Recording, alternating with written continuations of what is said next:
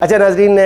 गुज़िश्ता रोज़ दो मौज़ूआत ऐसे थे जिन पर मैंने कुछ अर्ज़ किया है, तो उस पर हमारे व्यूअर्स ने शायद मेरे लफ्ज़ों का चुनाव ठीक नहीं था या मुझे अपनी बात ठीक तरह से कह नहीं पाई। दो बातें, एक तो केपी के बजट के हवाले से मैंने कोई गंडापुर साहब की नीयत पर शक नहीं किया था। मैंने कहा था कि ये कॉन्स्पिरेसी थीरीज़ जो है ये फ्लोट होना शुरू हो गई हैं और आज बहुत सारे माहिरीन ने भी मुझसे रब्ता किया है, एक्सपर्ट्स थे अपने शोबे के, कुछ बहुत सीनियर लोग भी थे। उन्होंने कहा है कि जुनैद साहब आप इस बात को समझने की कोशिश करें कि अगर बजट मंजूर ना, बजट की मंजूरी में तख़ीर की गई तो